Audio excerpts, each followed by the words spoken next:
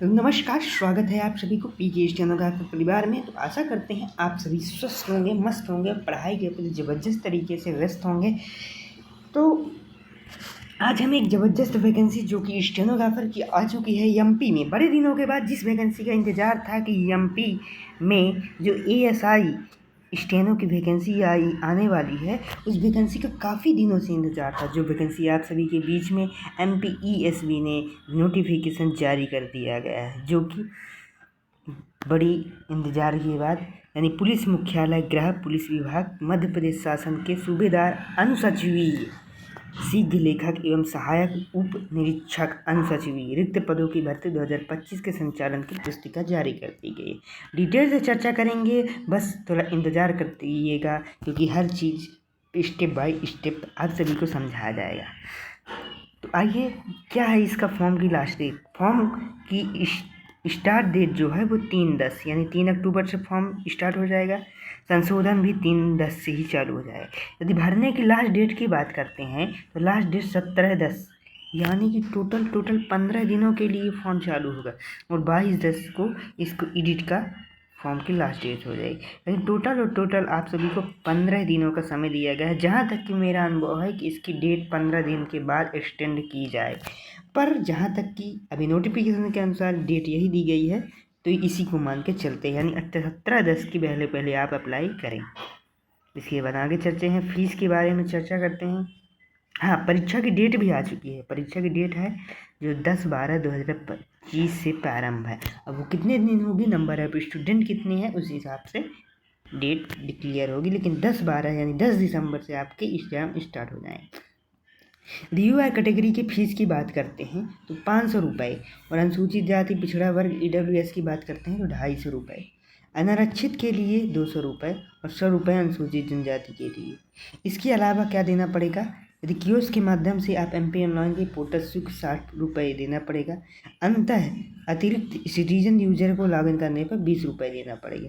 यानी कि जैसे सिटीजन बन के आप देना फॉर्म भरेंगे तो 500 + 20, और यदि एमपी ऑनलाइन के द्वारा भरते हैं तो 500 + 16, यानी कि यदि आप अपने से भरते हैं तो 520 लगेगा, और यदि ऑनलाइन एमपी ऑनलाइन के यूज़र से भरते हैं तो 560 रुपये। इसके अलावा भी कैफ़े वाला चार्ज लेता है, पर ध्यान देने वाली बात यह है कि यहाँ पास पोर्टल चार्ज जुड़ा है, अतः आप 560 रुपये ही दीजिएगा कैफ़े वाले को, यदि कैफ़े से भरवा रहे हैं। अपने से भर रहे हैं तब कोई बात ही नहीं, 520 रुपये में आपका फॉर्म भर जाएगा यूआर कैटेगरी का। 250 वालों का 20 रुपये तो 270 रुपये, बाकी 60 रुपये जोड़ दीजिए तो 310 हो जाएगा।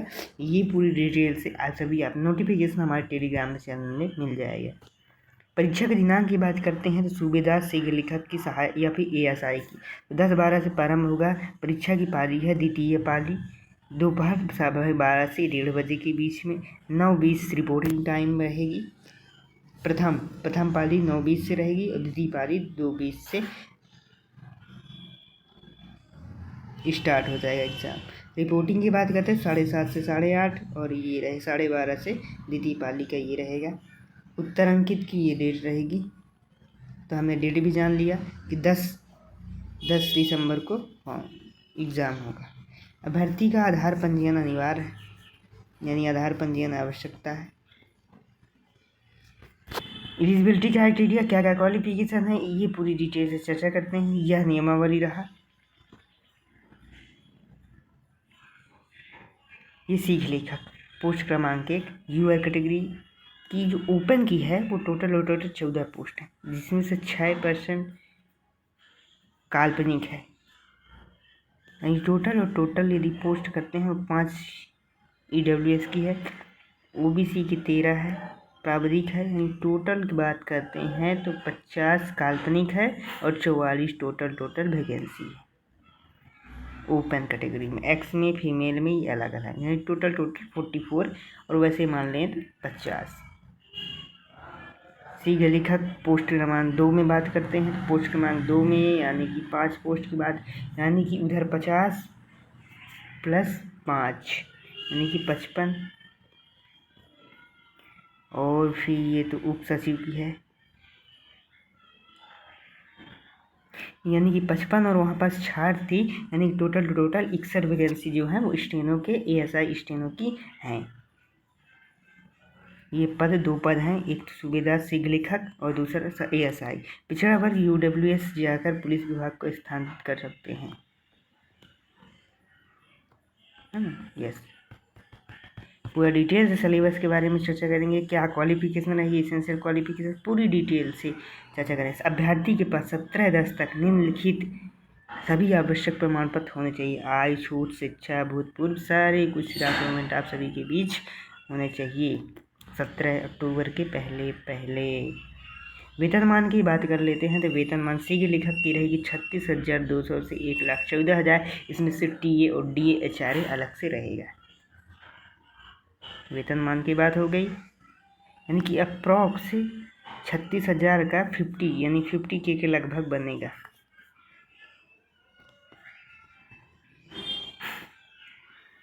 सूबेदार शीघ्र लेखक सामान्य शाखा और विशेष शाखा में आई है।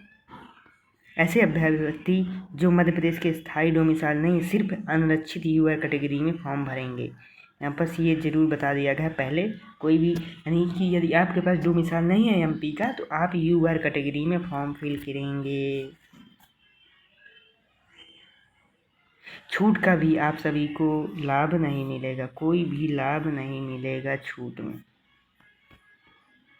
योग्यता की बात करते हैं ASI सूबेदार के लिए, अनुसचिवी शीघ्र लेखक के लिए, यानी कि आपके पास 12th की डिग्री होनी चाहिए। 100 WPM NCVT ITI या पॉलीटेक्निक की हॉस्टिलिपिक शॉर्ट हैंड की मार्कशीट सर्टिफिकेट होनी चाहिए, यानी 100 WPM मार्कशीट चाहिए आपको ITI की समकक्ष की। उसके बाद आप सभी को EMP में जो है एक कोर्स होता है CPCT, उस CPCT कोर्स को क्वालिफाई आपको होना चाहिए, या फिर किसी भी शासकीय ITI कंप्यूटर कोपा का 1 वर्ष की डिग्री होनी चाहिए, यानी कि 3 डिग्री 4-5 डिग्री माना गया है। DCA, इसके अलावा DCA यानी कि क्या क्या माना गया है, 12th CPCT 100 WPM certificate NCVT plus इसके साथ DCA या फिर कोपा होना चाहिए। ये सारी क्वालिफिकेशन आप सभी के पास है तो आप फिल कीजिए, वरना कोई मतलब नहीं है। आयु छूट 17/10 से हो मिलेगी। एज ये रही, एज की पूरी डिटेल ये रहा। अनारक्षित के लिए 33 वर्ष आयु सीमा है UR कैटेगरी की। EWS की 30 थी। OBC पुरुष महिला 38 अन्य अभ्यर्थी के लिए महिला में। ठीक, ये पूरा डिटेल नोटिफिकेशन। अब इसे सिलेबस की बात करते हैं कि सिलेबस दिया गया है कि नहीं। प्रथम चरण, हाँ क्या कह रहेगा सिलेबस में। प्रथम चरण यदि अनुसूची शीघ्र लेखक या SI की बात करते हैं तो अवधि 2 घंटे में 100 प्रश्न, 2 घंटे यानी 120 मिनट में आप सभी को 100 क्वेश्चन सॉल्व करने रहेंगे। यह बताया गया। अधिकतम अंक 100 अंक का सही उत्तर के लिए +1 दिए जाएंगे।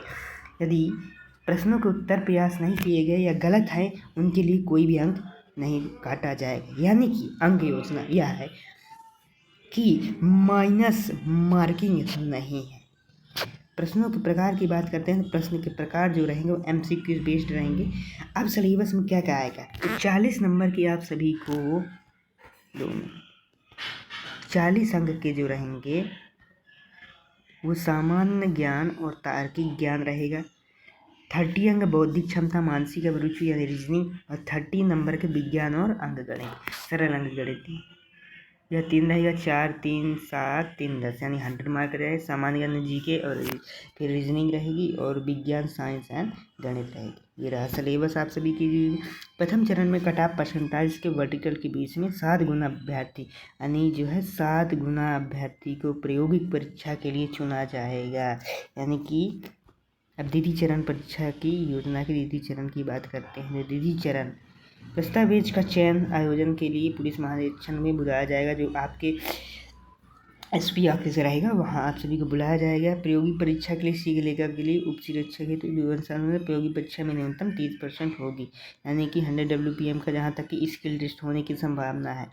लिखित और प्रयोगी परीक्षा के प्राप्त अंकों के अंतर्गत अंतिम चयन। हाँ, इसमें क्या है, प्रैक्टिकल एग्जामिनेशन भी है, यानी कि 100 WPM की स्पीड से आप सभी को डिक्टेशन जो है वो बोला जाएगा, उसको आपको बिल्कुल लिखना होगा, तभी आप सिलेक्शन। तो फर्स्ट है CBT, जैसे कहते हैं फर्स्ट स्टेप जो है वो CBT है, दूसरा प्रैक्टिकल है और तीसरा DV है। DV में सारे डॉक्यूमेंट वेरिफिकेशन होगा, उसके बाद आफ्टर ज्वाइनिंग होगा। तो ये रहा पूरा डिटेल में चयन की प्रक्रिया, ये रही। प्रमाण पत्रों की जांच होगी, जन्म तिथि के लिए हाई स्कूल सर्टिफिकेट डेट। हाँ, इसमें ये बोला गया है कि जन्म तिथि प्रमाण के लिए 10th होगा, तभी 10th की मार्कशीट जन्म तिथि जिसमें लिखी हो वही मान्य होगा। यात्रा किराया यानी लिखित परीक्षा होने के लिए अन्य शासना के अंतर्गत दिया जाएगा, यानी कि अनुसूचित जाति जनजाति के लिए क्या है, पिछड़ा वर्ग के लिए शासनादेश अनुसार दिया जाएगा। अंतिम चयन की बात करते हैं, तो अंतिम चयन किसका होगा, तो अंतिम चयन लिखित एवं प्रायोगिक परीक्षाओं के आधार पर अंतिम चयन होगा। चरित्र सत्यापन होगा। नियुक्ति के उपरांत उम्मीदवार को 3 वर्ष की परीक्षा पर नियुक्त किया जाएगा। 3 वर्ष की परीक्षा, वैसे तो जनरली 3 वर्ष की परीक्षा दी जाती है, पर जनरली ऐसा होता है कि यदि आप कोई गलत काम नहीं करते हैं तो आपको कोई नहीं रोकता, वैसे भी कोई इतना मतलब इंटरेस्ट नहीं रखता है। हाँ, 3 साल तक आप ऐसा कोई कार्य ना कीजिएगा जिस पे आप पे कारण बताओ नोटिस जारी हो। ऑफिस में जो होता है, आप सभी को बता दें कि कारण बताओ नोटिस जारी होता है। यदि आप कुछ गलत कार्य करते हैं तो ऐसा कार्य ना कीजिएगा 3 ईयर, जिससे आपके ऊपर कारण बताओ का नोटिस आए ही ना, जिससे आपको कोई भविष्य में जो ज्वाइनिंग है उसमें कोई दिक्कत आए ना। तो यह पूरा डिटेल से नोटिफिकेशन, जिसको आप पढ़ के पूरा डिटेल से आवेदन कर सकते हैं। हाँ, इसकी जो है प्रवेश पत्र अप्लाई कहाँ से करना है, तो अप्लाई की वेबसाइट भी है यही www.esbmp.gov.in, और प्रवेश पत्र एडमिट कार्ड भी इसी वेबसाइट से माध्यम से मिलेंगे। तो थैंक यू फॉर वॉचिंग। यदि वीडियो अच्छा लगा हो तो आप हमारे चैनल को सब्सक्राइब कर सकते हैं।